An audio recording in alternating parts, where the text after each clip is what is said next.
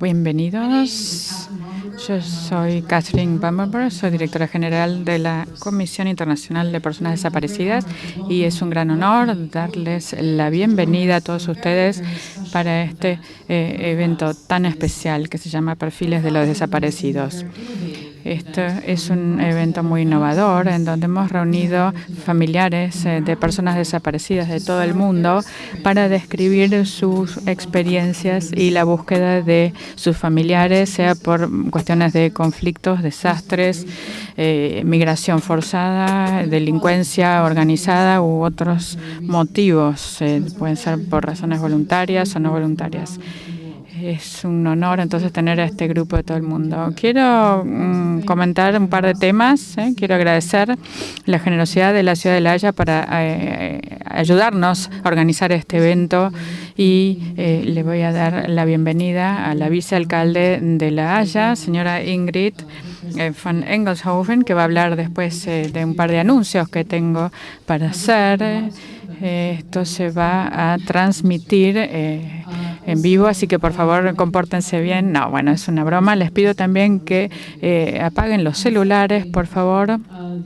Tercer punto es que va a haber traducción simultánea porque tenemos ponentes de distintos lugares del mundo. Va a haber árabe, bosnio.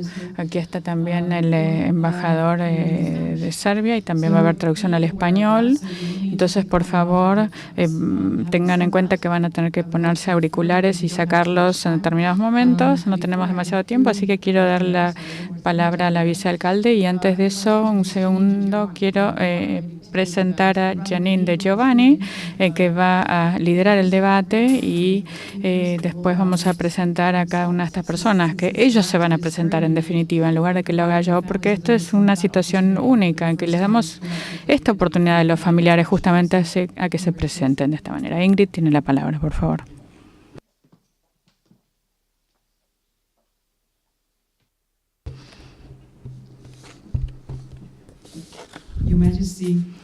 Su Majestad, Excelencia, señoras y señores, también una bienvenida especial a las personas que están aquí en el escenario, que han tenido el coraje de estar aquí para contar sus historias. Bienvenidos a todos a La Haya, la ciudad internacional de la paz y la justicia.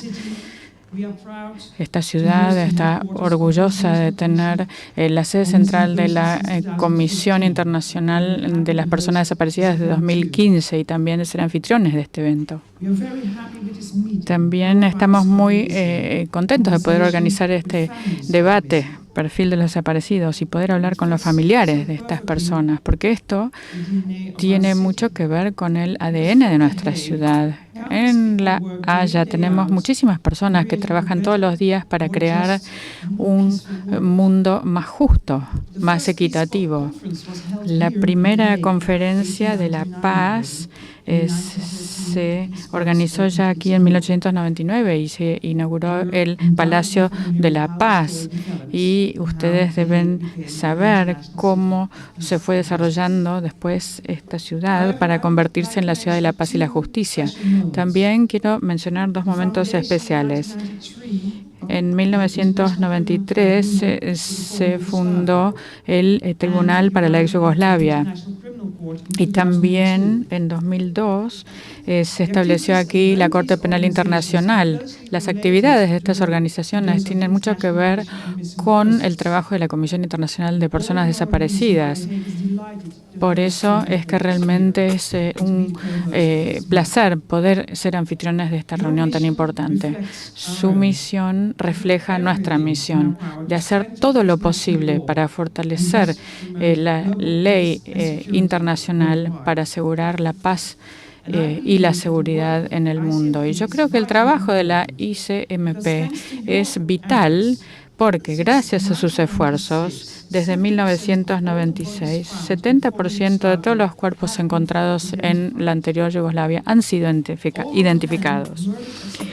todas las personas que fueron asesinadas en Srebrenica fueron recuperadas, digamos, sus identidades en un 85%. Esto fue una limpieza étnica y gracias a los esfuerzos realizados por esta comisión recibieron un entierro digno. Si se asegura la paz sostenible después de una guerra para un país, esto es un proceso que incluye, por un lado, analizar los crímenes de guerra, pero también esto no está completo si no se juzga a los responsables y no se identifica a las víctimas y a las personas desaparecidas. El trabajo de la ICMP ya no se limita solamente a las víctimas de la ex Yugoslavia, sino que se viaja tratando de identificar a víctimas de terrorismo, de crímenes de guerra y desastres naturales. Esta tarde vamos a escuchar historias de familiares de personas que no han sido identificadas todavía y lo que significa para ellos esto en su vida diaria. Sus historias van a subrayar la importancia de su trabajo. Realmente es un placer apoyar la tarea de ustedes. Les deseo una tarde interesante, fructífera y una buena estadía aquí en esta ciudad. Gracias.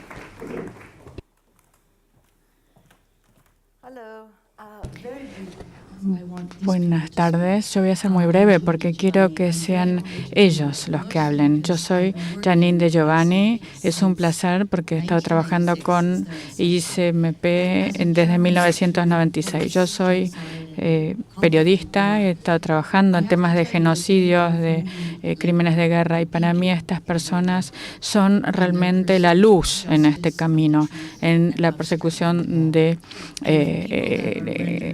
digamos, en tratar de lograr la paz y escuchar sus voces, porque esto les da justamente una voz a las víctimas. Esta es una organización tan importante y estas personas que están aquí hoy en el escenario son algunas de las personas más valientes que he conocido en mi vida. Vamos a escuchar sus historias y si tenemos tiempo, tal vez ustedes les puedan plantear algunas preguntas. Vamos a tratar de tener una especie de diálogo. Muchas gracias. Vamos a comenzar dándoles la oportunidad de presentarse y que nos comenten en breve sus historias. Ali va a comenzar, es de Siria, es de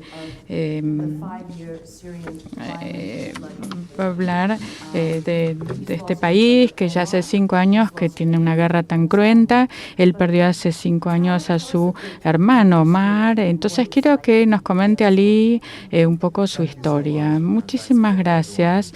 Gracias también a todos los que nos acompañan hoy. Yo me llamo Ali Aleili. Yo vengo de Dejor. Dejor es una ciudad grande en el este de Siria. Mi hermano fue arrestado por unas fuerzas leales al gobierno y en la mañana una vez lo sacaron de su casa y vinieron con más de 13 militares y se lo llevaron porque él estaba hablando de la revolución y desde 2012 hasta hoy nosotros no tenemos idea de si está vivo o no. Y esta es la primera vez que yo puedo contar esta historia. Yo no he podido hablar de esto con otra organización hasta ahora. Y he decidido compartir la historia con ustedes porque esto es algo que nos merecemos. Nuestra revolución está luchando por muchas cosas y realmente ya no nos importa cuál puede ser la conclusión. A mí, Omar me dijo al principio de la revolución que estuvo en manifestaciones como persona civil. Él estaba buscando la libertad del país, un país sin dictadores. Y él me dijo, Ali, si yo realmente no espero que me pase nada malo, pero bueno, si uno no está preparado para tomar riesgos, no puede esperar tener un país libre, un país sin dictaduras. Y ustedes saben muy bien que tenemos una dictadura de una familia. El padre del dictador actual tiene un régimen que, bueno, si uno escucha lo que dicen, hablan de democracia y hablan de muchos temas que son falsos, que no son ciertos. Por eso es que tenemos la revolución. Tenemos también los países árabes, recuerdan la primavera árabe en Libia, en Yemen, en otros países. Bueno, pero Deir ez-Zor es una de las 18 ciudades que están tomadas, digamos, por la dictadura, y también tienen un gran enemigo adicional que es ISIS.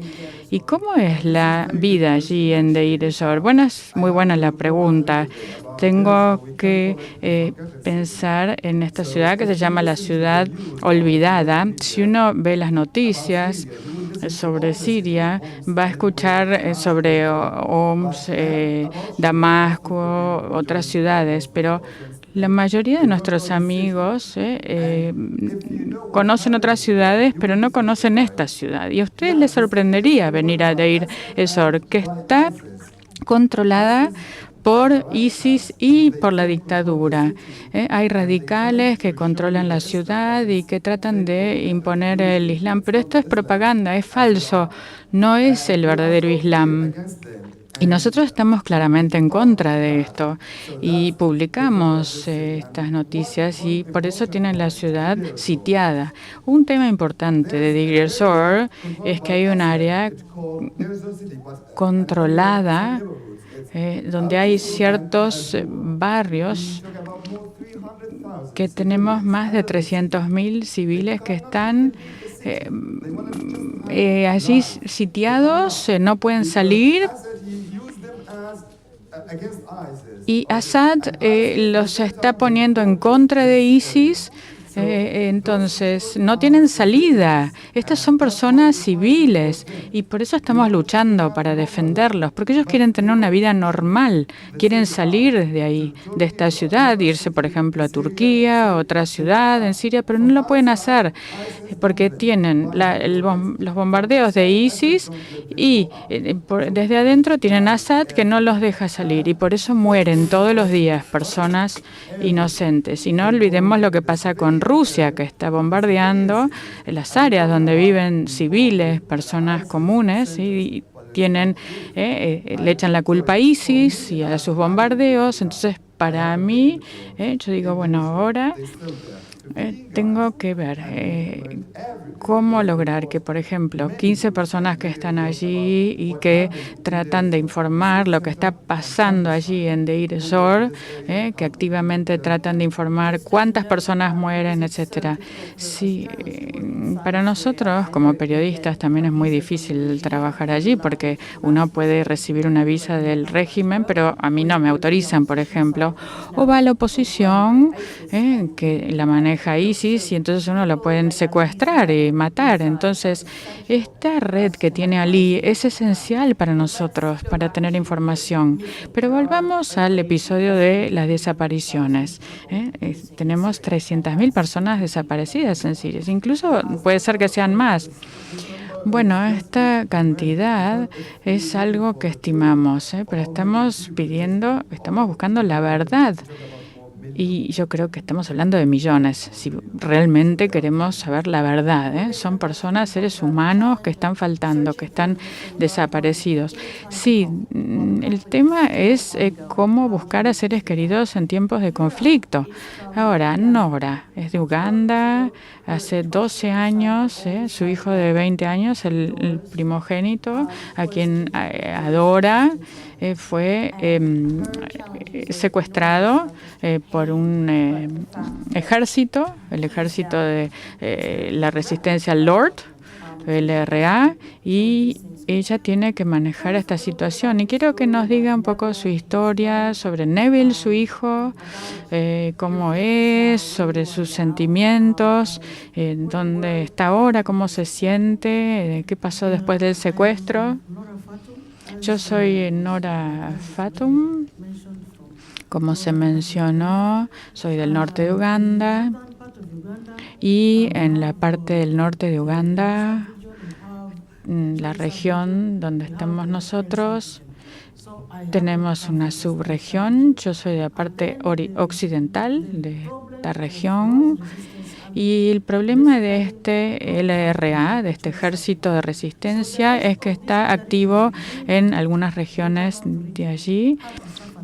Y por eso sufrimos este problema, porque están activos en esta zona. Y nosotros, en nuestra zona, tenemos que atravesar esta parte donde está el ejército para conseguir agua, para conseguir, digamos, para comprar algunos elementos que necesitamos. Entonces, cuando uno vuelve, por ejemplo, de Kampala, en ese momento Neville, mi hijo, estaba volviendo de allí, iba a la escuela, y entonces pasaba a buscar algunas cosas para ir a la escuela, y en camino nosotros nos informaron que le tendieron una emboscada al bus y no pudieron identificar a algunos de los estudiantes que estaban allí. Y a mi hijo no lo identificaron, entre algunas personas que sí pudieron identificar. Y por la situación de mi hijo, que no se sabe qué pasa, yo lo llamo desaparecido. Desde ese momento hasta ahora, realmente estoy tratando de todas las maneras posibles de lograr información. Y estoy tratando de ver si hay una manera de ver qué pasa, qué hizo el Estado. Eso me ayudaría mucho, saber algo. También quiero decir que otro reto que tenemos es que hay muchos niños en Uganda que han sido secuestrados. Creemos que llegan a 10.000 los desaparecidos, que han sido secuestrados de las escuelas. Y también hay 200 niños en este episodio que fueron secuestrados. Algunos volvieron, otros no fueron identificados. Y esta es la realidad que enfrentamos. Estos son niños que son secuestrados en contra de su voluntad, mientras que el gobierno no ha dicho, por ejemplo, que hay un estado de sitio o hay un problema determinado en una escuela o en un camino, pero esto pasa y todo sigue como si fuera normal. No hay nadie que revele lo que está ocurriendo. El problema realmente se está incrementando, está incluso replicándose en otros países, también con este ejército de resistencia, el LRA, y el Ejército de Resistencia del Señor. Entonces, estos son niños que también los están secuestrando del sur de Sudán, por ejemplo, que pasan por la República Democrática de Congo. Allí siguen los secuestros y este Ejército de Resistencia del Señor también está en la República Africana, digamos, siguen estos problemas. ¿Y nosotros nos vamos a quedar callados y dejar que sigan pasando estas cosas? El dolor que esto nos causa y también que no se sepa lo que está pasando es terrible. Esto a mí me pasó hace 14 años. A otros les pasó hace 30. Y mañana también algunos niños probablemente sigan siendo secuestrados. Entonces, ¿qué vamos a hacer? ¿Vamos a dejar que esto siga ocurriendo? Esta es la situación en que nos encontramos. Y les digo que los registros de las personas que han sido secuestradas no se conocen, porque hay gente que está haciendo esfuerzos para hacer estas listas, pero no hay suficiente información, porque hay niños que han sido secuestrados y si uno no se presenta, por ejemplo, en determinado plazo, el Estado le dice, no, ya se le pasó el plazo.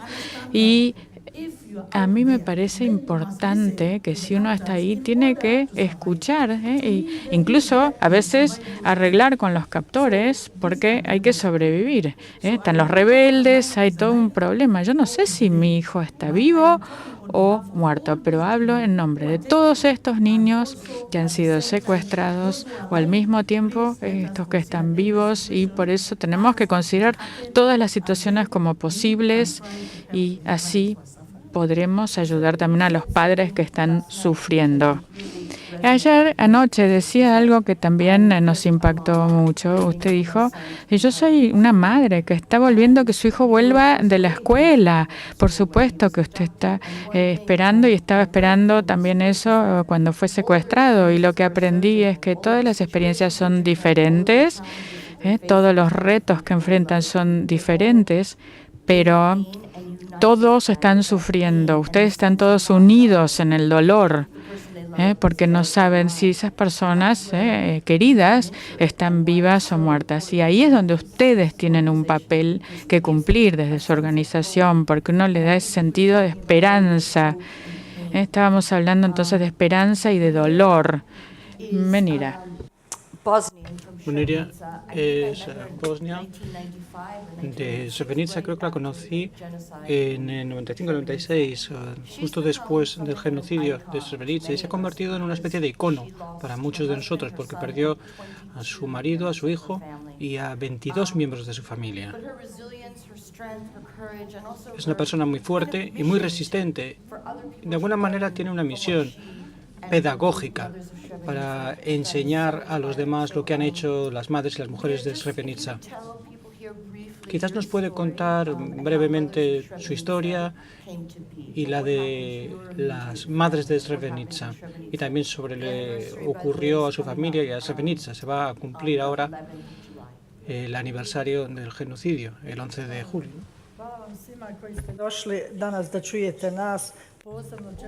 Muchas gracias. Gracias a todos los que están aquí presentes para escuchar mi historia.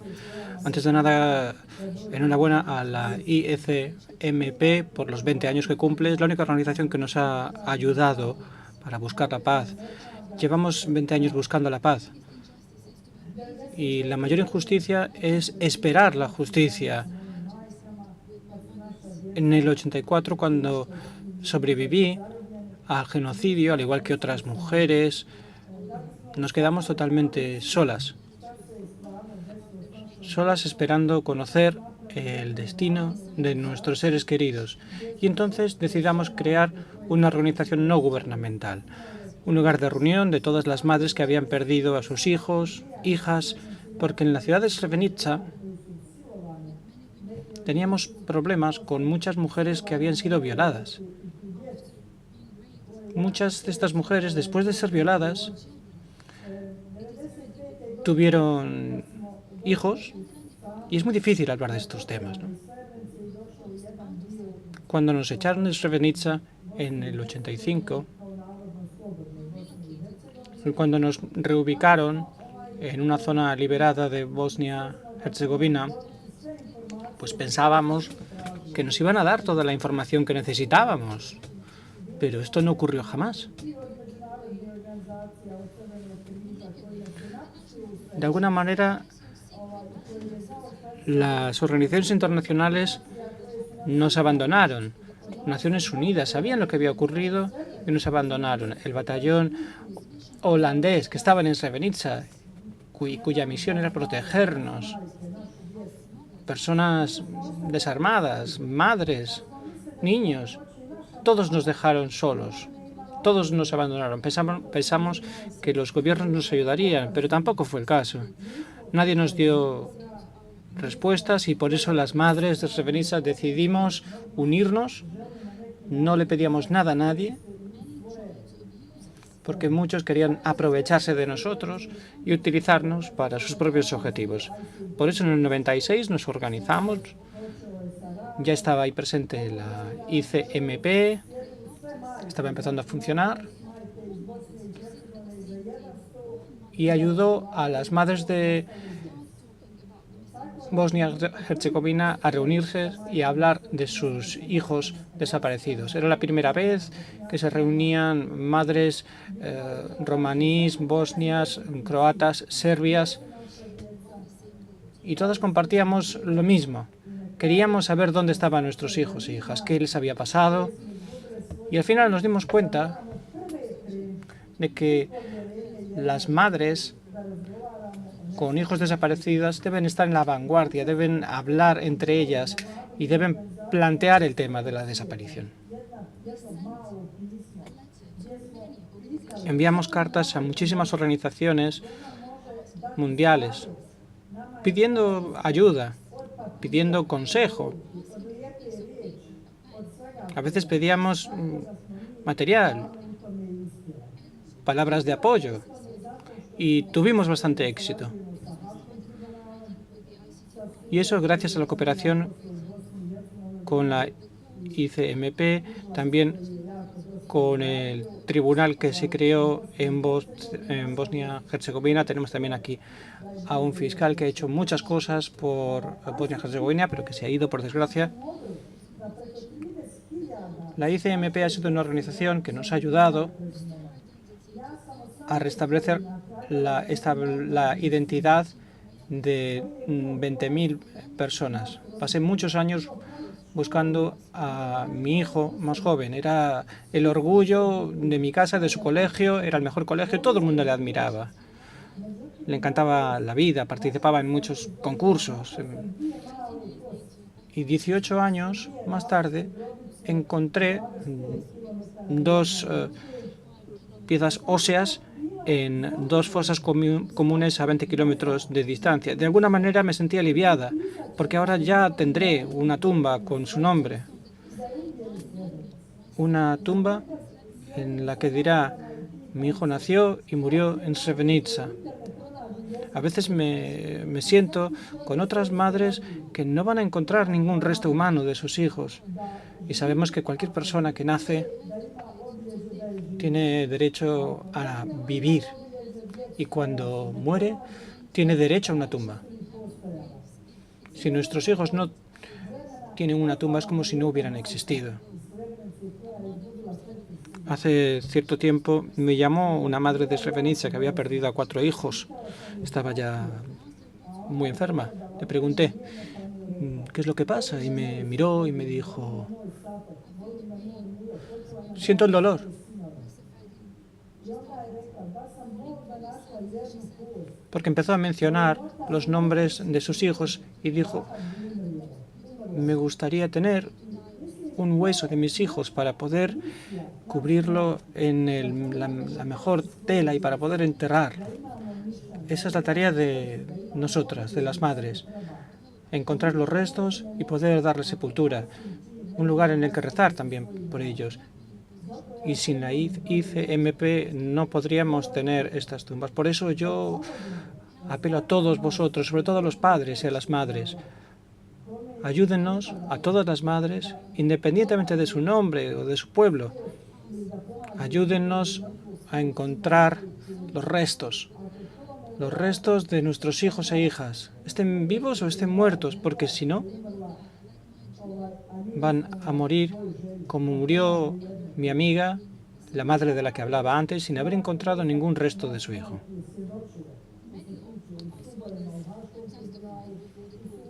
Muchas de las madres han dado testimonio en los tribunales y nosotros no queremos mentir. Realmente tenemos muchas verdades que compartir. Con compartir una parte pequeña de lo que sabemos sería suficiente para que muchos fuesen a la cárcel. Pero los criminales siguen allí. Son policías, son jueces, son fiscales. Si decidimos manifestarnos en las calles, nos castigan. Tenemos que pagar multas. Multas por decir que la República Serbia se creó, y sabemos que se creó sobre los cimientos de muertos y de fosas comunes. Sí. Volveremos a hablar con usted y quizás nos pueda dar algunas pistas sobre cómo pueden ayudar los gobiernos y nosotros a este movimiento, pero a nivel mundial. Muchas gracias. Janice, tu historia es muy diferente, ¿no? Es la historia del MH17, que también cumple un aniversario, ¿no? El 17 de julio.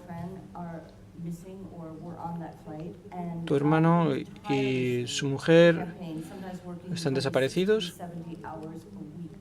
y a veces dedicas entre 60 y 70 horas a la semana para que los derechos de las personas que estaban en ese vuelo se restablezcan, porque todos deben tener los mismos derechos, ¿no? ¿Nos puedes explicar un poco lo que me contabas antes sobre ti mismo y también sobre los derechos que tienen los holandeses, que tienen muchos derechos, pero claro, los compañeros de Malasia estaban en la misma situación y no tienen los mismos derechos, ¿no?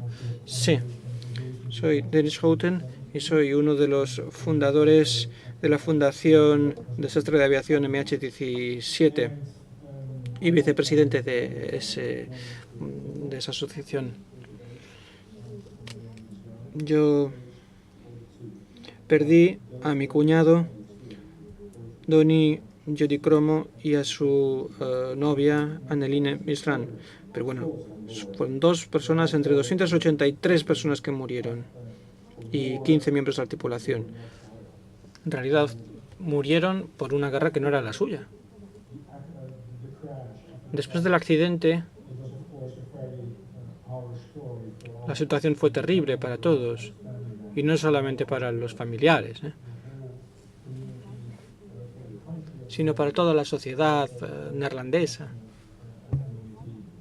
y para el mundo en general. Malasia, Bélgica, Indonesia, Vietnam, España, porque había gente de muchísimos países en ese avión.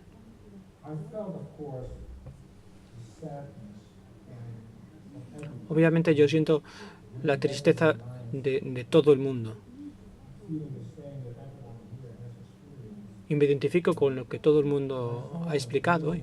Cuando alguien falta, uno no sabe dónde buscar. Pero si hay una distancia de miles y miles de kilómetros, no te puedes subir al coche o subirte al avión e ir allí, porque es que son zonas de guerra, ¿no? Así que no se puede entrar ni siquiera en esa zona porque es una zona de guerra activa, ¿no? Hay campos de minas, los separatistas están luchando contra los ucranianos. O sea, el gobierno no les permite ir allí, ¿no? Y luego también está la cuestión de la distancia, porque no la puede ir al bosque a buscar a su hijo. Nuestra compañera de Bosnia tampoco puede porque el gobierno se lo impide y luego... Sí. Nosotros queremos más información sobre lo que ha ocurrido, sobre dónde están, cómo recuperar sus cuerpos.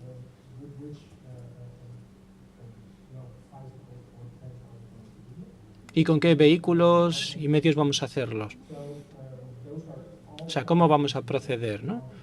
Esta es la información que necesitamos. O sea, información muy concreta. El gobierno holandés nos ha ayudado con muchas cosas.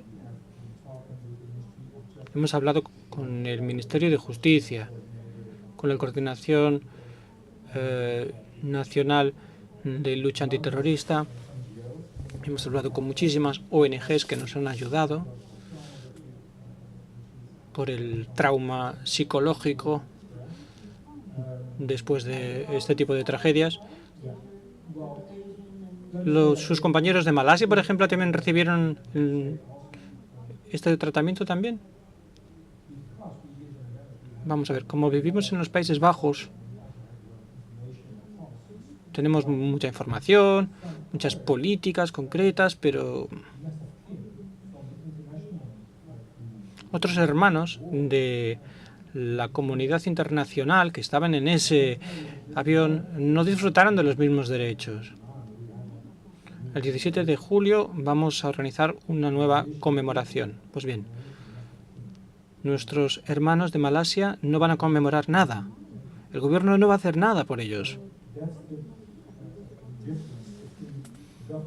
Esa es la diferencia que hay entre diferentes gobiernos, ¿no? Hemos creado una fundación para que todo el mundo disfrute de los mismos derechos. Hay que empezar desde algún lado, esta vez desde los Países Bajos. Y a partir de ahí, la singladura. El gobierno nacional nos ha tratado con mucho respeto y ahora tenemos que garantizar que la comunidad internacional también nos escuche para que todo el mundo tenga los mismos derechos, porque ellos quieren la misma información. Todos nuestros hermanos nacionales o de otros países quieren tener acceso al lugar del siniestro. Quieren despedirse físicamente de sus seres queridos, ¿no? Allí donde cayó el avión. Y esa es la historia principal, ¿no?, del MH17. Lo que queremos es que todo el mundo tenga los mismos derechos, independientemente de dónde sea una persona, de dónde sea. Todos deben tener los mismos derechos. Gracias. Ram es de Nepal. Su padre desapareció. Le ha buscado desde hace tiempo, por ahora sin éxito. Sin conocimientos jurídicos, ha conseguido usted conseguir toda la documentación y ha empezado con peticiones a nivel local hasta llevarlo todo al Consejo de Derechos Humanos en Ginebra.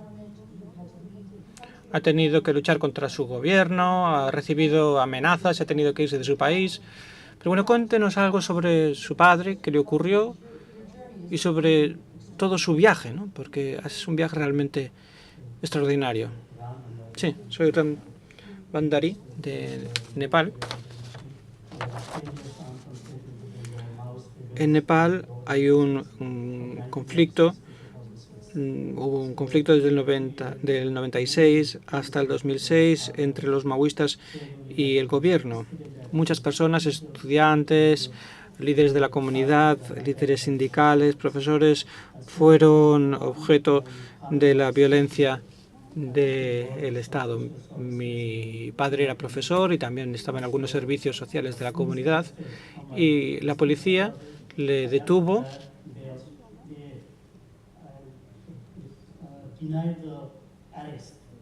y luego negaron que le habían detenido.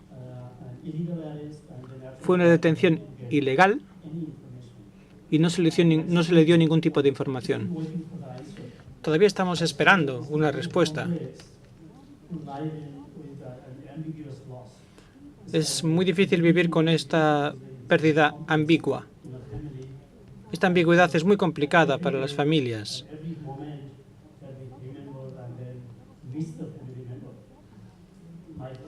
Recordamos constantemente a nuestro padre. Mi padre tenía 56 años cuando fue detenido. Desde hace 15 años le he buscado, he esperado mucho y es una lucha muy larga.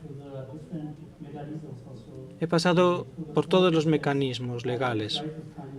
He intentado recabar información a través de las peticiones legales del Tribunal Local, del Tribunal Nacional. No funcionó y durante el periodo de conflicto apenas funcionaba. Luego le pedí al Supremo que me diese más información, pero la policía me detuvo varias veces. Luego me tuve que trasladar a la India. Estuve 2 años allí. Luego se selló el acuerdo de paz con los cambios políticos del 2006. Y ahí volví y continué buscando información, organicé asociaciones familiares y reuniendo también a miembros de las familias en una organización para los derechos colectivos y también aprovechando la solidaridad de otras partes de la sociedad. También creé una radio para esta zona y para que se oyesen todas las voces. He vuelto a plantear mi caso en las instancias en las que no funcionó en su momento. En el 2010, finalmente, encontré una organización que apoyó en estas peticiones legales, ¿no?, en el Consejo de Derechos Humanos.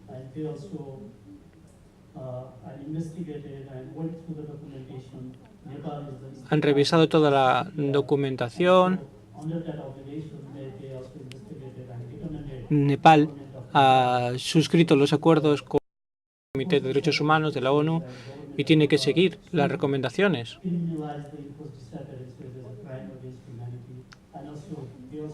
Se ha considerado que el comportamiento de los tribunales ha sido un crimen contra la humanidad. Y también la recomendación es que los tribunales ofrezcan toda la información a los miembros de la familia. En Nepal todavía estamos en una fase de transición, de aplicación del Estado de Derecho. Y estamos esperando conseguir una advocacia internacional que realmente nos ayude. Porque hay muchas desapariciones que no se están tratando y no se está escuchando a las víctimas, a las familias. Son situaciones muy complejas,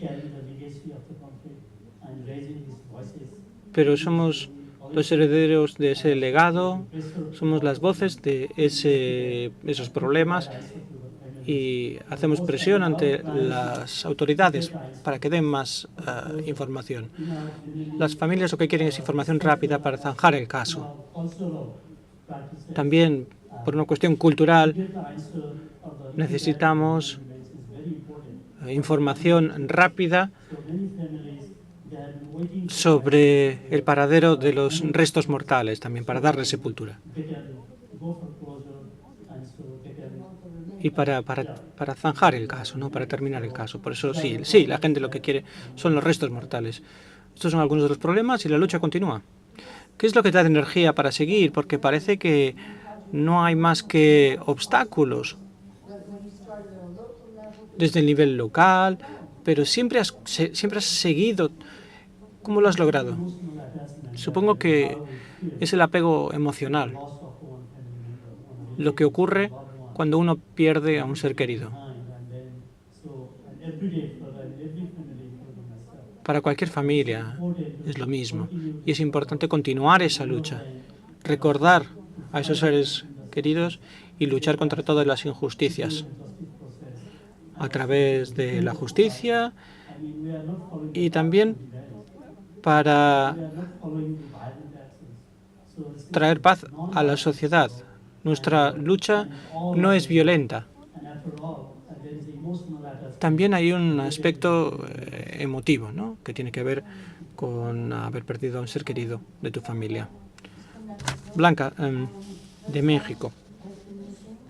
Su hijo está desaparecido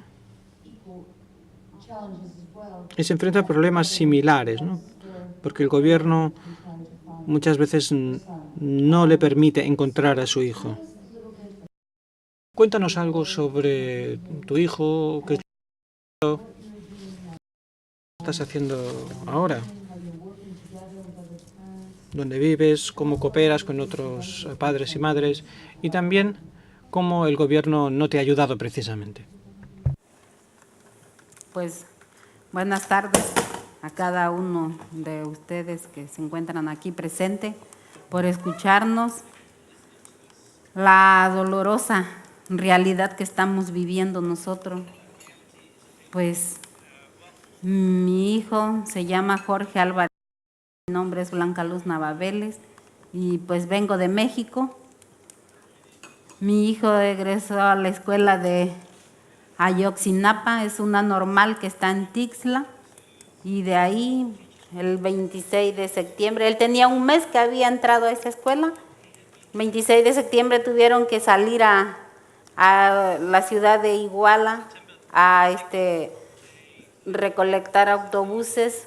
Ellos agarran los autobuses, pero no porque ellos los secuestran, sino que ya es un acuerdo que tienen con la empresa que les dan los autobuses, pero ellos tienen que ir a traerlos y fueron, y también fueron a botear, un rato botearon, otro rato fueron a traer autobuses porque ellos iban a conmemoración del 2 de octubre y tenían que juntar autobuses para llevar a todas las normales rurales de México, se iban a reunir, iban a ir a hacer una marcha, porque pues ellos son jóvenes que les gusta apoyar a la gente social, que les gusta, ellos nunca se quedan callados ante una injusticia que comete el gobierno.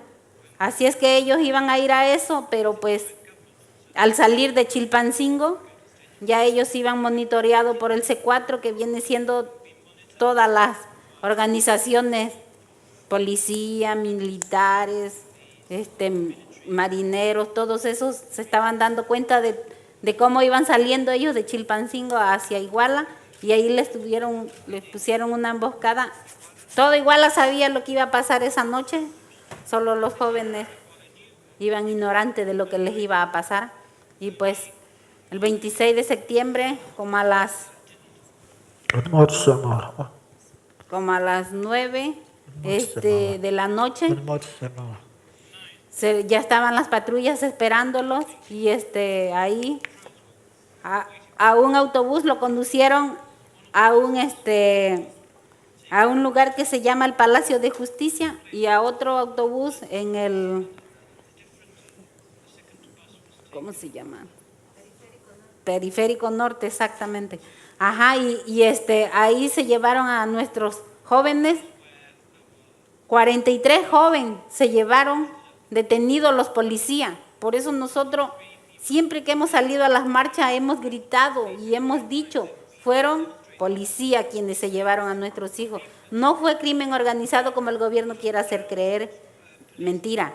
Son policías militares, y ahora que hemos descubierto todas las anomalías que ha hecho el gobierno mexicano con no buscar a nuestros hijos,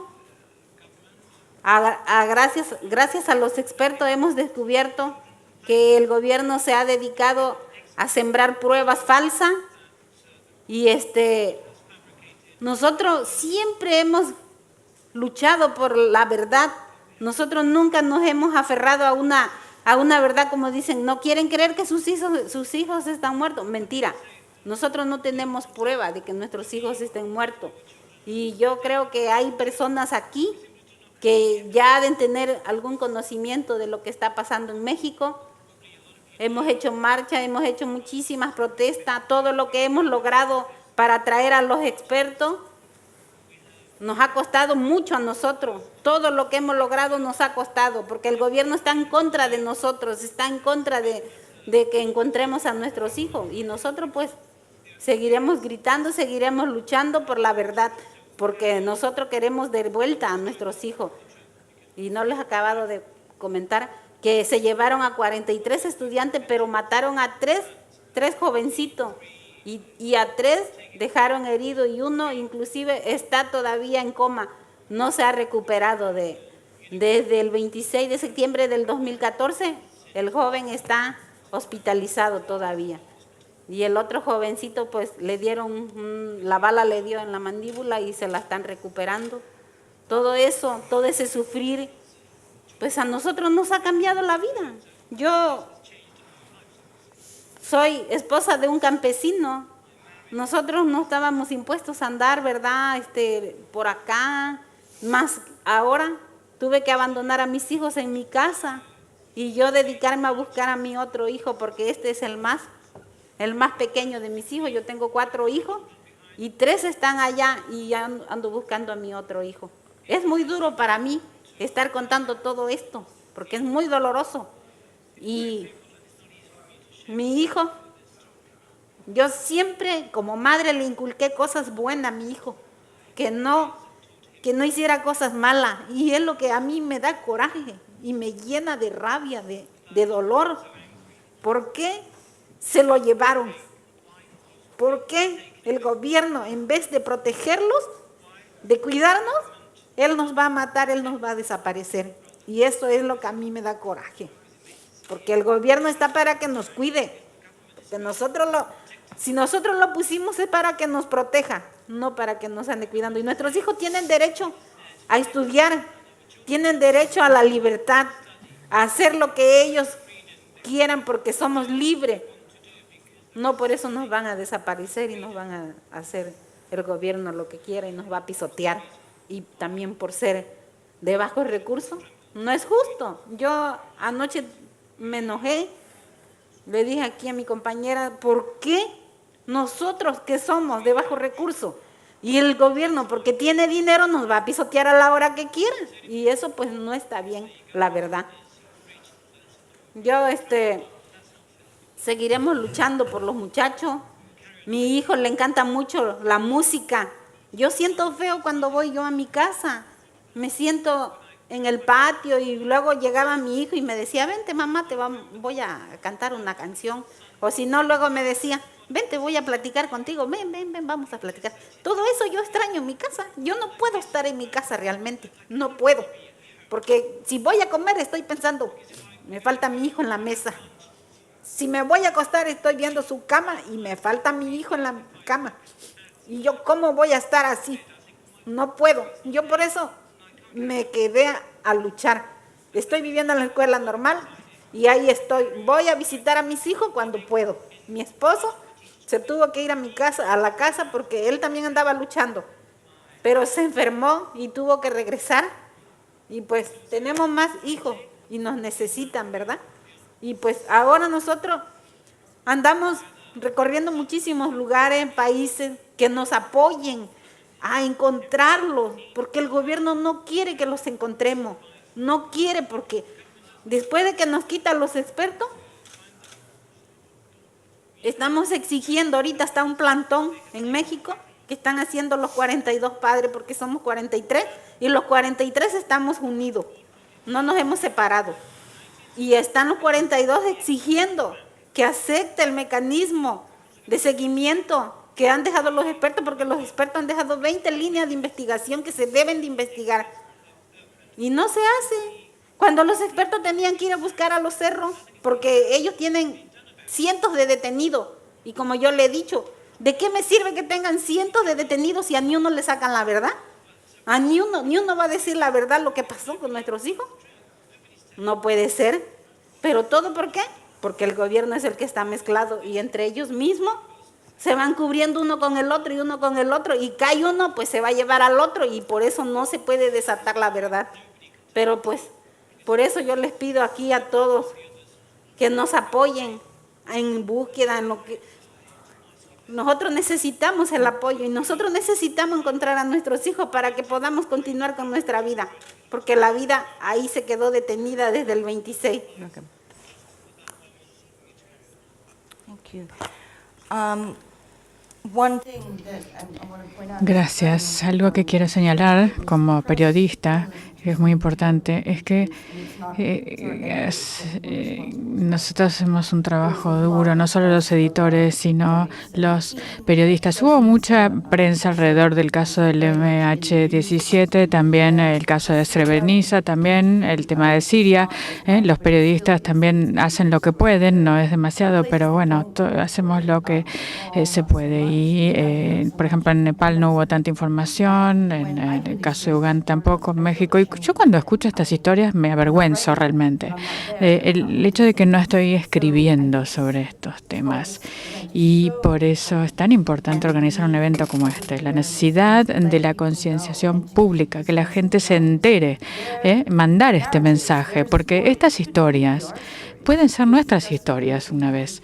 Y simplemente tenemos la suerte de haber nacido en Londres, en París, en La Haya, pero yo tengo un hijo, mi hijo está vivo, está seguro, y nosotros les debemos a ellos esta tarea, no olvidar estos temas.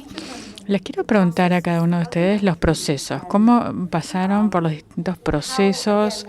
Nuevamente, lo que le preguntaba antes, ¿cómo siguen adelante? Especialmente Ali. A ver, no sabes dónde está Omar, desapareció en una de las prisiones de Bayar, sabemos que hay muchas. ¿Y qué haces? ¿Estás en Alemania ahora? ¿Tuviste que irte del país? Cuéntame un poco qué pasa con tu familia allí. ¿No has visto a tu bebé que nació hace 2 años? ¿Y cómo desde afuera tratas de encontrar a tu hermano? Desde el arresto, desde que lo detuvieron en la casa, desde 2012, estamos trabajando en esto. Gastamos incluso mucho dinero. No me podrías creer si te digo la cifra. Nosotros tenemos 2 casas. Compramos una para ver si lográbamos más información a partir de eso. Esto lo hicimos con gente local. La gente que nos tiene que dar información es gente que está adentro y tratan de dar información pero muchas veces uno se da cuenta que es mentira lo que dicen. Y yo quería volver a hablar con amigos también de los sentimientos. Por ejemplo, mi madre también siente todas estas cosas alrededor de la situación de Omar, pero están hablando desde allí. A él lo sacaron de su casa, no en la calle.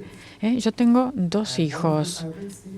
Hay uno que no conozco todavía, tiene 2 años, porque a mí me siguieron los radicales y el régimen de Assad, por el hecho de que yo estaba en la revolución, me persigue. Y también tuvimos problemas con ISIS.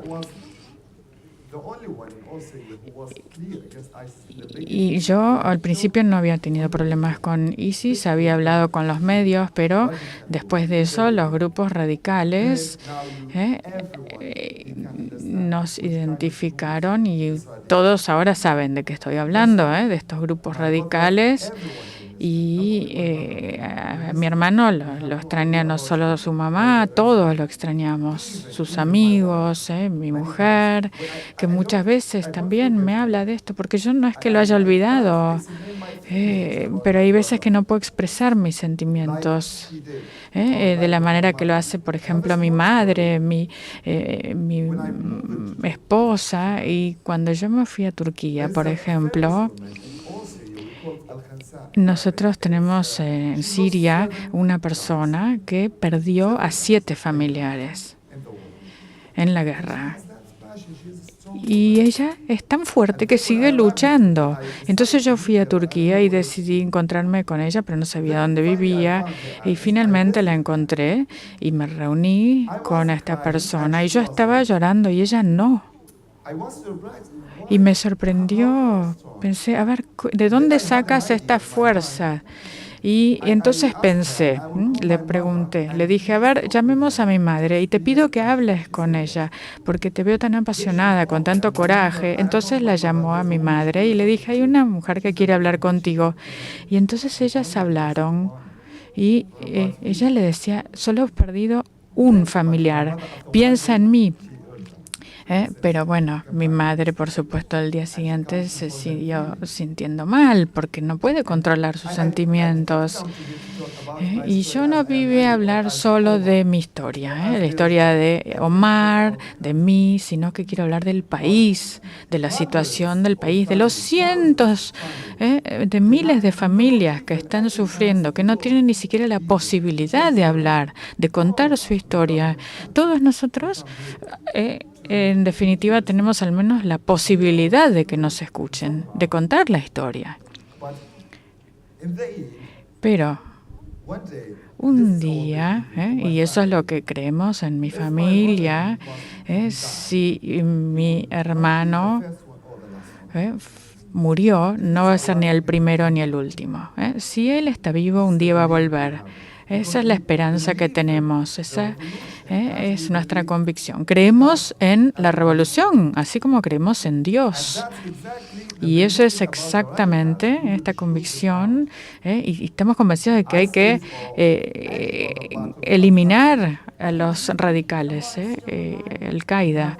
¿Crees que puede estar vivo tu hermano todavía? No sabemos, pero tenemos la esperanza. De la misma manera que todos tenemos la esperanza. Y te decía exactamente cómo nos sentimos con respecto a Omar. Claro que lo extrañamos en todo momento, en familia. Lo extrañamos cuando comemos en familia.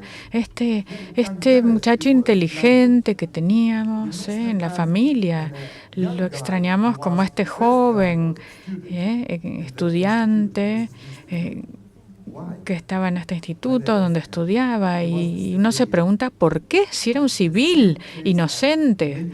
Y esta es la historia de miles de millones de personas arrestados, detenidos, que tuvieron problemas con los radicales, porque hay veces que yo incluso pensé, ellos hacen más que Assad. Entonces, yo también me debato en que, bueno, ¿cuál es la situación con Al-Qaeda, con ISIS? Bueno, quiero aclarar algo. Deir ez-Zor está sitiado, la bombardean los rusos, que se supone que tienen que estar en contra de ISIS, pero a veces atacan a los civiles. El mes pasado, por ejemplo, se documentó cuántos civiles se perdieron. 175.000 en nuestra ciudad. Y también esto en el campo. ¿Y quién los mató? Rusia, ISIS, Assad. ISIS, unos 33 civiles, así nomás, muy fácil, porque si uno no está con ellos, los matan. 5 de mis mejores amigos los mataron, que eran activistas en la revolución y habían publicado esto en YouTube incluso. Bueno, Nora, yo te había preguntado antes sobre qué piensas de tu hijo, si piensas que está vivo. Y decía sí, porque yo siento que está vivo, lo siento esto. Quiero hablar de las emociones. ¿Ustedes sienten todavía una especie de conexión? ¿Cómo manejas esto? ¿Cómo puedes manejar la tristeza, la esperanza? Y también tienes una historia del después que se lo llevaron. ¿Qué pasó contigo como padre y con un hijo que era muy apegado? Y yo lo tengo cerca del corazón. Yo siento que hay algo que extraño. Es algo que está en mi cabeza, por supuesto, eso, y en mi vida diaria, mi vida normal. Y yo pienso que él está todavía vivo. Y también quiero decirles, para todos los padres que no tienen a su hijo ahí, incluso con este ejército de resistencia del Señor, si aunque fuera que hay 2 que faltan, todos los otros padres, yo siento que los hijos perdidos de otros son míos. Y eso es una convicción que tenemos todos los padres de hijos desaparecidos que digamos, cuando aparece uno de los desaparecidos, uno renueva sus esperanzas, por supuesto, porque seguimos pensando que nuestros hijos pueden aparecer. Realmente a mí me hizo muy mal la desaparición. Yo no podía manejar la situación.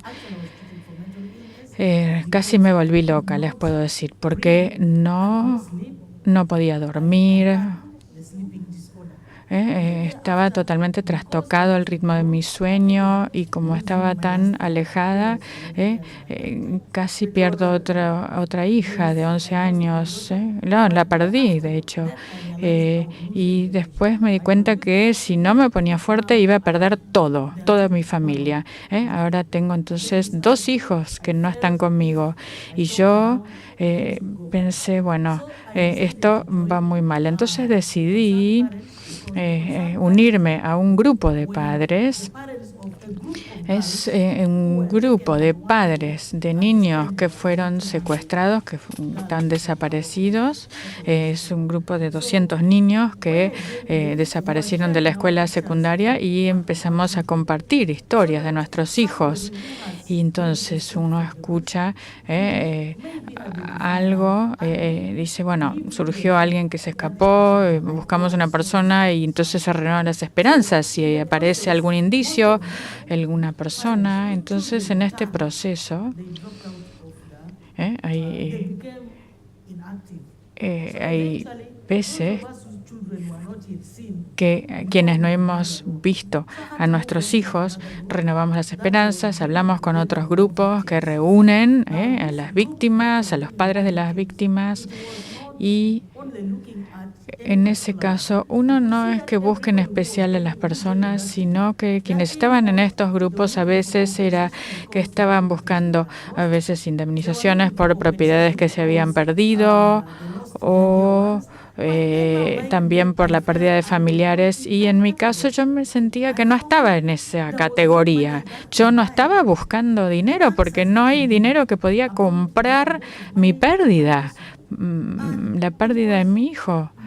Y esto es lo que veía en algunos de estos grupos. El dinero no significaba nada para mí. Entonces, en ese caso, le decía a estos grupos, disculpen, pero yo no me siento cómoda. Ustedes están hablando de dinero y yo estoy buscando respuestas. Entonces, dices que lo que hiciste fue empezar investigación por tu propia cuenta.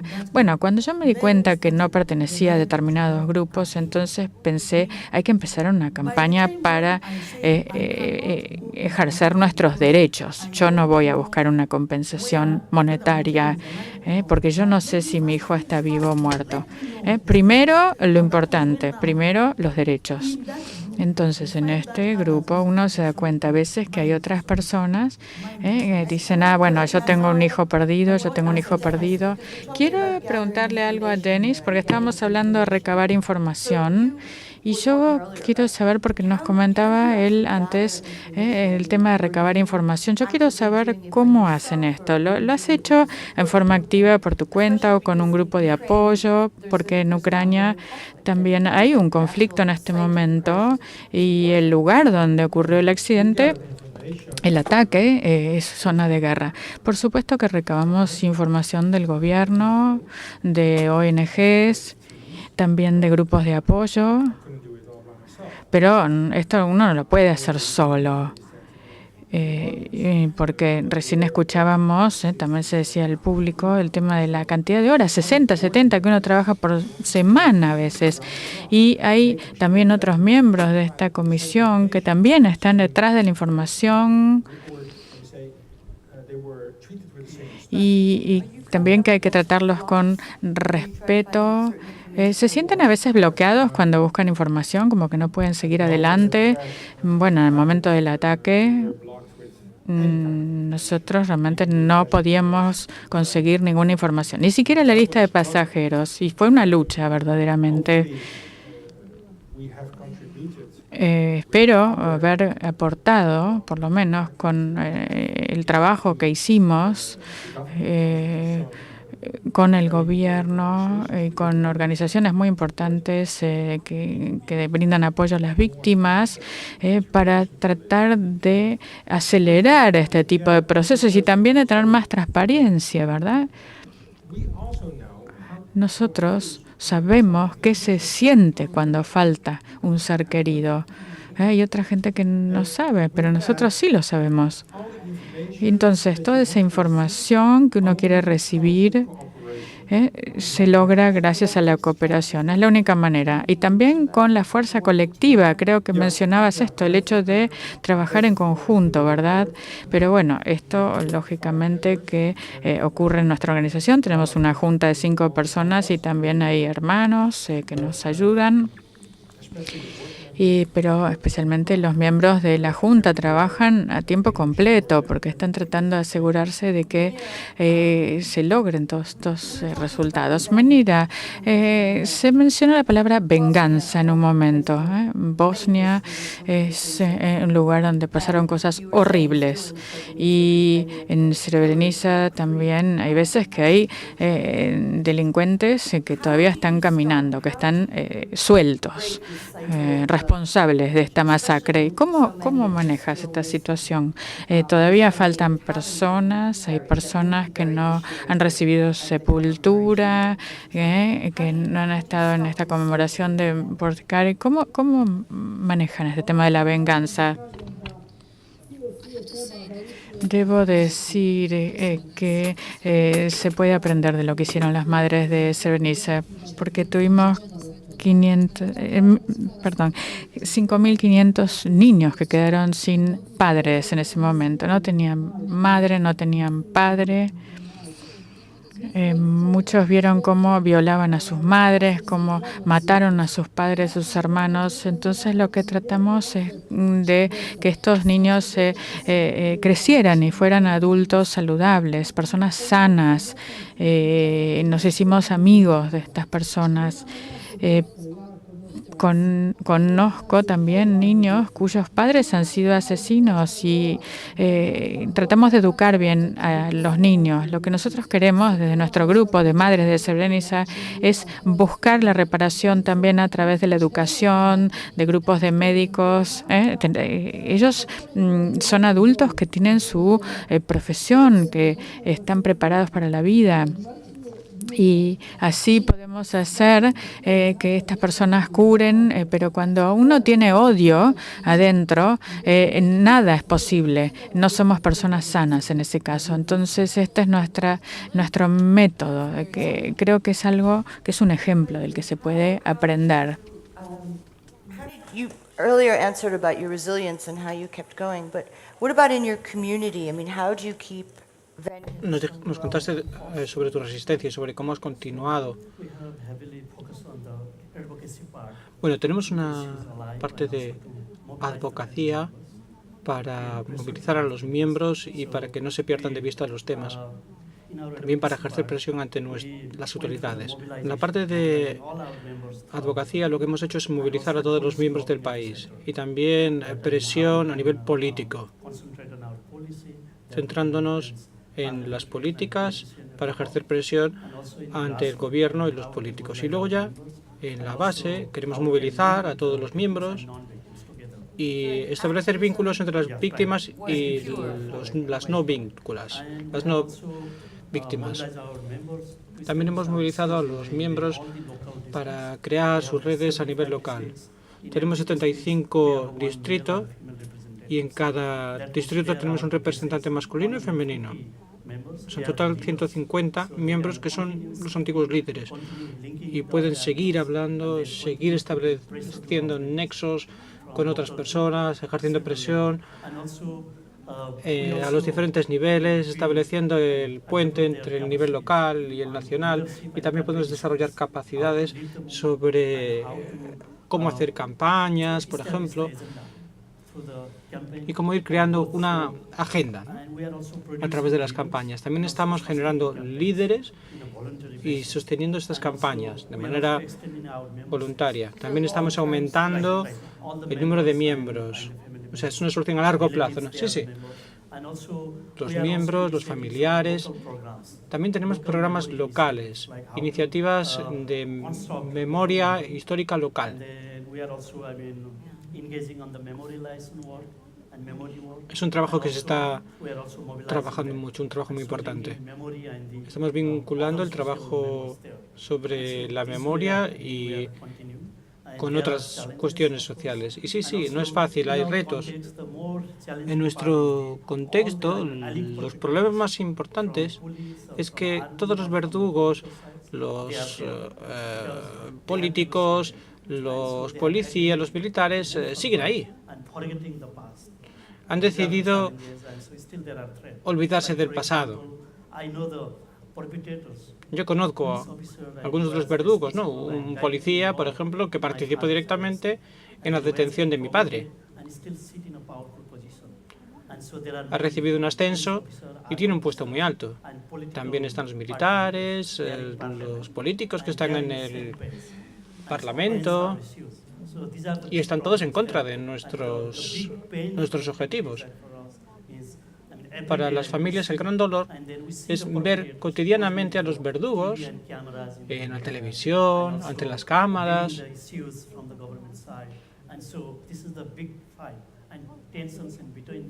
Y también haciendo suyos supuestamente nuestros problemas.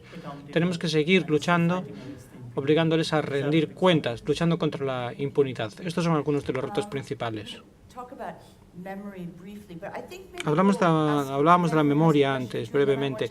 Bueno, no sé si alguien tiene alguna pregunta, pero también quiero preguntarle a Blanca algo sobre la memoria, sobre el recuerdo, sobre la importancia de la memoria colectiva, del recuerdo colectivo. ¿Hasta qué punto es importante como energía para la gente, para que vuestro grupo siga luchando en pro de la justicia? El recuerdo de tu hijo. Pues yo, pues, el recuerdo de mi hijo, pues, eso no nunca se me va a olvidar a mí, pero yo sé que ellos están vivos, porque pues así no, por todo lo que ha investigado los expertos, que fueron divididos por grupos y no habiendo ni una prueba científica que demuestre que ellos están muertos, porque tenemos a los peritos de Argentina que nos están apoyando en eso, y ya nos han hecho prueba de ADN para identificar muchos cadáveres que han encontrado y ni uno pertenece a nuestros hijos, y así es que nosotros pues tenemos fe de que ellos siguen vivos, y pues por eso es el apoyo que les pido, ¿verdad?, aquí a todos, que nos apoyen a encontrarlos, porque pues son jóvenes que tienen derecho a seguir sus estudios, son jóvenes que necesitan regresar a casa para que la familia, nosotros como madre, podamos tener una vida propia, porque pues así no se puede. Do we have any questions ¿Alguna pregunta? addressed to the panel? ¿Alguna pregunta para alguno de los contertulios? Otherwise, we'll keep our discussion going. Si no, continuamos nosotros el debate aquí arriba. I think, Munira, maybe you can tell us more about what you No sé si learned nos puedes decir and algo, how you made your group Mothers of Srebrenica successful. Munira, And sobre, bueno, cómo habéis tenido éxito en la Asociación de Madres y qué lecciones se pueden aprender waiting for their children para otras or familias their loved ones. de desaparecidos que estaban esperando el regreso de sus seres queridos al hogar. Antes de nada quiero agradecer a la IECMP, porque sin ellos hubiese sido imposible conocer a todas estas personas, conocer sus historias, y somos todos diferentes, pero el dolor, el amor por nuestros seres queridos, ese es el mismo. Por eso yo le he dicho a estas otras madres y a otros hermanos aquí presentes que las madres de Srebrenica no hubiésemos tenido éxito sin haber decidido ser independientes. No escuchamos ni a los políticos ni a los representantes del Estado. Nos pueden dar algunas orientaciones sobre qué hacer para recuperar los restos de los muertos de Srebrenica. Y gracias a Thomas May y el antiguo alto representante, Forman Petrovic, nuestro gobierno decidió en su momento que nuestros hijos iban a ser enterrados en la parte de la Federación de Bosnia-Herzegovina. En el 95 ya se sabía que se iba a dividir el país. Y se preguntó a las madres, ¿dónde os gustaría que se enterrasen a vuestros hijos? El 25% de la gente de Srebrenica fue entrevistada y había 3 lugares: Potocari, Srebrenica y Sarajevo. El 83% de las personas entrevistadas decían que tenían que descansar en Srebrenica. Se lo explicamos al alto representante y a los medios de comunicación. Les dijimos que las familias no quieren que los cuerpos estén en ningún otro lugar que no sea Srebrenica. Y gracias al señor Miller, al embajador de Estados Unidos y a otros representantes internacionales que realmente nos escuchaban, entonces el 25 de noviembre el alto representante decidió que nuestros hijos descansarían en paz en Srebrenica. Y no fue para nada fácil. Fue muy complicado conseguirlo, porque nosotros simplemente queríamos un lugar en el que pudiésemos mostrar las tumbas de nuestros hijos, no en el lugar en el que habían sido asesinados, en el bosque, por ejemplo. Por eso, en En 2000 empezamos con la construcción de este memorial y en el 2005 muchas personas volvieron a Bosnia Oriental y 600 personas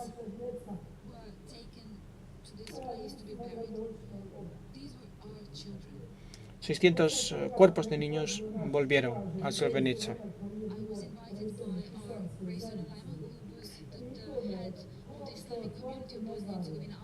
El líder de la comunidad islámica de Srebrenica me dijo: ¿quién va a abrir este memorial?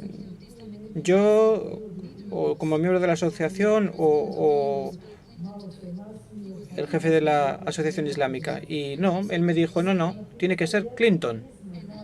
Yo me reí y él me dijo: no seas tonta. Al final le enviamos una carta al señor Miller y también al presidente norteamericano, Bill Clinton, y me dijo: el día 11 no puedo estar allí, pero sí puedo estar el 20 de septiembre. Y dijimos: perfecto, el 20 de septiembre le esperamos.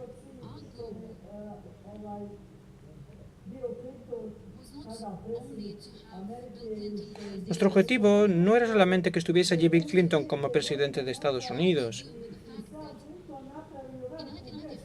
Lo que queríamos tenía que ver con que quizás en el 95 él mismo había cometido un error. Porque él podría haber hecho algo para que nuestros hijos estuviesen vivos. Y nosotras, como madres, queríamos decirle a él: usted es su padre, tiene hijos, ¿por qué no paró el genocidio en su momento? Y cuando Clinton llegó a Srebrenica, estaban allí las cámaras de todo el mundo. Y fue entonces cuando se conoció Srebrenica en todo el mundo. Y sobre todo gracias a 3 personas. También el alto representante Paddy Ashdown, un lord británico, que nos ayudó. Y luego empezamos a enterrar a nuestros hijos con funerales todos los años. Este año se van a enterrar a 127 personas. Y el número de personas enterradas de Srebrenica en Porto Chara será superior a los 7.000 personas. Todo lo que ocurrió el 11 de julio ocurrió bajo la protección de Naciones Unidas. Sabemos que Naciones Unidas es responsable de lo que ocurrió. Y las madres de Srebrenica presentó una querella contra Naciones Unidas. Y empezó entonces todo un procedimiento con abogados de Ámsterdam. El Tribunal de Estrasburgo de Derechos Humanos determinó que Naciones Unidas nos estaba protegiendo. Sin embargo, ocurrió lo que ocurrió. Y solo unos pocos sobrevivimos al genocidio. Mi hija, o mi nieta, mejor dicho, me decía: no llores, abuela. Cuando sea mayor, yo voy a ser abogada. Y voy a tener un equipo de personas y voy a reiniciar todo este proceso. No vamos a parar aquí, no. Esto no se acaba ahora. Yo le dije: pero entonces ya no estaré aquí. Y ella me dijo: no te preocupes, yo voy a visitar tu tumba y te contaré todo. Mi nieta es la mejor en su clase, habla varios idiomas, es la mejor en la mezquita y soy la abuela más orgullosa del mundo. También hemos presentado una querella contra el Ministerio de Defensa de los Países Bajos. Sabemos que la culpa no es del pueblo holandés, pero los políticos sí tuvieron parte de culpa.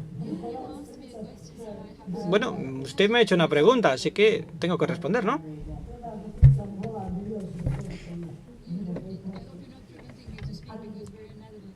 Bueno, espero que pueda hablar, ¿no? Aunque esté en los Países Bajos. En la búsqueda por tu hermano, ¿qué es lo que más deseas? Munira consiguieron a sus hijos y un lugar en el que descansan en Srebrenica.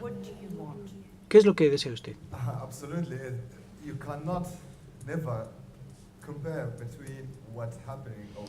Es imposible comparar lo que ocurrió en Bosnia o en Serbia con lo que ocurre en Siria.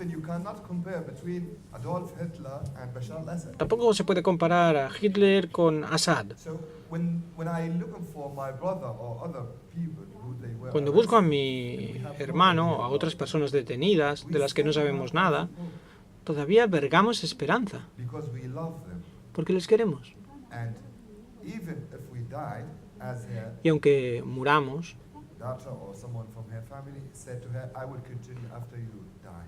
pues como le dijo su nieta, nosotros seguiremos. Y si no somos nosotros, serán nuestros hijos. En nuestro caso y en el de las personas detenidas, y esto en cualquier país. En Alemania presenté unas imágenes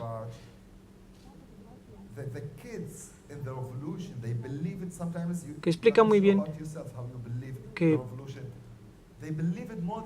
los chicos realmente creían en la revolución, mucho más de lo que uno puede imaginar. Querían una vida nueva. Querían vivir en libertad, seguros, con democracia, igual que en Europa. Esa es nuestra esperanza, la de Omar y la de sus amigos. Omar era una amenaza para el régimen de Assad, porque decía en las calles con otras personas que se fuese Assad. Era uno entre miles.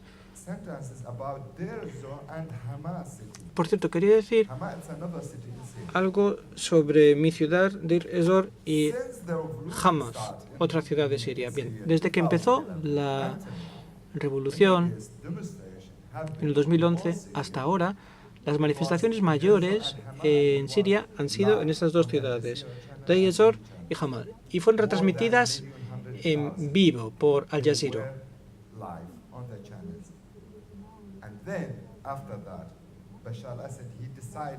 Más de 1 millón de personas. Y después Assad decidió enviar a su ejército. O sea, nosotros, los sirios, que en principio están ahí para protegernos. Algunos abandonaron a Assad y crearon el ejército de rebeldes, pero otros se quedaron con él y nos han matado. Sí, rápidamente. Yo quiero decirle gracias a Omar. Es la razón por la que estoy aquí. Gracias también a mis amigos que me han presentado esta organización. Gracias a todos los que me han escuchado. Y espero que mi mensaje haya quedado claro. Gracias. Que nadie se olvide de lo que he contado. Gracias. Blanca, ¿quieres decir algo para terminar? No sé, un recuerdo, un mensaje, antes de terminar. Pues darle las gracias a todos los que nos han escuchado y que se han civilizado con nuestro dolor, ¿verdad? Porque pues hay personas que no, pues, no se ponen tantito en lugar de nosotros, en lo que nosotros estamos sintiendo, lo que estamos sufriendo. Pues yo le doy las gracias y decirles que nos apoyen. Ahorita hay algo que se puede hacer en el Facebook, una pancarta, algo que puedan hacer, manifestarse y decir que pues que en Ayotzinapa hacen falta 43 y pues no nada más son 43 desaparecidos, hay miles de desaparecidos en México. Y está una página de Padres sin Madre de Ayotzinapa, así se llama la página, para que ustedes se enteren de todo lo que hemos hecho, de todo lo que hemos ido haciendo en el transcurso de este año, y ya vamos a cumplir 2 años nuestros hijos desaparecidos, y pues nosotros seguiremos en la lucha, y pues espero contar con todo el apoyo de todos ustedes, y pues gracias a quienes hicieron posible que viniéramos aquí. Yo le doy las gracias de todo corazón. Tengo fe en mi Dios que vamos a encontrar a estos jóvenes y sé que voy a encontrar a mi hijo. Mucha fe tengo. Y donde quiera que esté mi hijo, pues le mando bendiciones y él sabe muy bien que yo lo amo y por él hago todo lo que sea. Muchas gracias por escucharnos. Thank you, Blanca. Would you like to close with something? ¿Quiere terminar? Yeah, what I would want to say is that I'm very, very grateful for having at least listened Termino this con far, un because, mensaje de gratitud, it's not every day that you come and you present your issues. porque no todos los días presenta uno los problemas ante todo el mundo, ¿no? Como hemos hecho hoy. Hoy todo el mundo sabe lo que me ha ocurrido y mi mensaje también es que el gobierno de Uganda asuma su responsabilidad ante los niños desaparecidos. También quiero decir que lo que me hubiese encantado es que se explicase claramente lo que ha ocurrido y es muy importante que haya una reunificación, aunque ya estén muertos, pero para que la gente pueda seguir viviendo. Y por cierto, la maleta de mi hijo sigue ahí en casa, porque aunque haya solamente 2 personas que estén a salvo, yo siempre esperaré que uno de ellos es mi hijo. Es lo que piensan todas las madres, lo que piensa cualquier persona que tiene un ser desaparecido.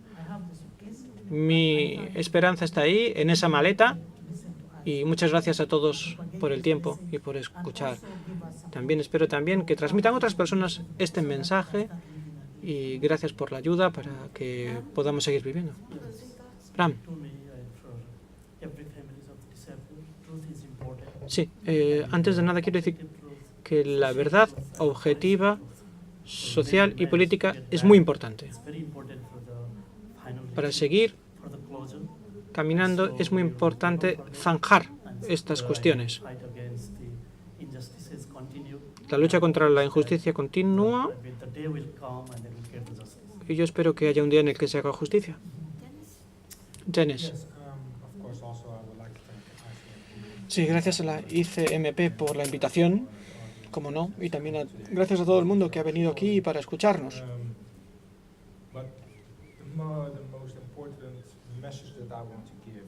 El mensaje más importante que tengo es el siguiente. Todas las víctimas del siniestro no queremos que hayan muerto por nada. Seguiremos nuestra lucha a favor de la igualdad de derechos. Seguiremos luchando en cualquier lugar y por cualquier persona. Hemos escuchado aquí a 6 personas con historias diferentes, pero hay muchas otras. Hay muchos otros ejemplos sobre cómo tenemos que tratar a las personas y cómo tenemos que unir fuerzas. Unir fuerzas. Ese es mi mensaje final. Y espero que reflexionen sobre lo que acabo de decir y quizás se les ocurra alguna manera de ayudar a las personas a través de una organización o ayudando a alguna organización, a algún gobierno, con una carta, con un correo electrónico, no sé. Pero nadie puede morir sin ningún motivo y desde luego las víctimas del MH17 no pueden haber muerto sin ningún sentido, ni las que se han mencionado hoy tampoco. Sí, la verdad y la justicia son fundamentales. Tenemos que luchar para que no se olviden nunca a nuestros hijos.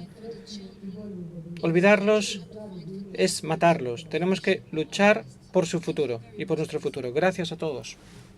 I'll just say very quickly, to me there's the 4 most powerful words in the English language are you are not alone. Para mí las palabras más importantes son 3, no estás solo. A veces uno piensa que no se puede hacer nada sobre un conflicto en México, en Uganda o en Siria, pero sí se puede hacer algo. Sí se puede hacer algo. La fuerza colectiva, decías, y es fundamental. Así que tenemos que ayudar a estas personas increíbles. Y gracias.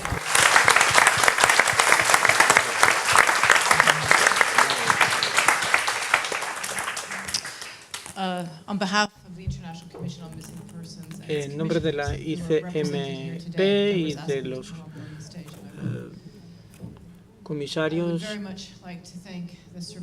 quiero darle las gracias a todos los supervivientes de estos casos por su valor y por haber venido aquí a hablarnos de sus historias. Sus historias son muy dolorosas, no es fácil escucharlas, pero nos recuerdan que estas familias tienen mucho valor y también nos recuerdan la angustia, que es una especie de tortura moral, ¿no? Según la ONU. O sea, no saber la suerte que han corrido sus seres queridos. Y esa agonía continúa cuando uno no sabe lo que ha ocurrido, ¿no? Hemos escuchado a personas de Uganda, Siria, México, Nepal, Países Bajos y Bosnia-Herzegovina.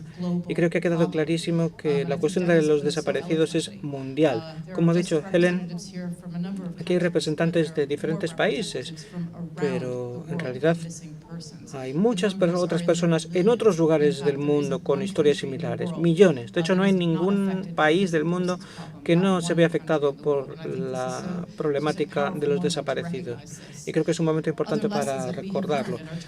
Otras lecciones que hemos aprendido en la ICMP. Es muy importante que las familias de los desaparecidos tengan todos los mismos derechos y tenemos que ayudarles a que todos tengan el mismo derecho al acceso a la justicia, a saber qué pasó, acceso a la verdad y al resarcimiento. Y también es importante agilizar los procesos, no construir muros o obstáculos, que es lo que ocurre en muchos de estos casos. Ha sido un privilegio ayudar a Munira y a otras víctimas del conflicto de la ex-Yugoslavia y nos gustaría poder ayudar a todos vosotros y tenemos ideas concretas.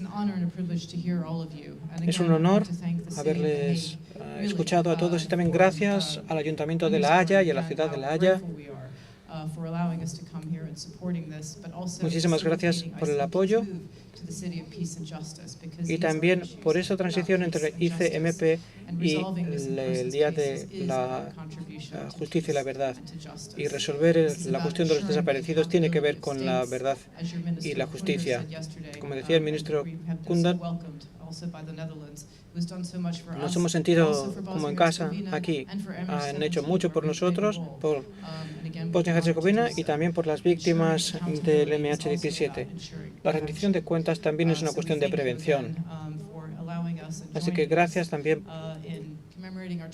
por conmemorar nuestro 20º aniversario. Es una nueva era para el ICMP, pasamos a nivel mundial, ahí estamos hablando ya de Nepal, México, Uganda y también gracias a Marina porque nos ha ayudado mucho.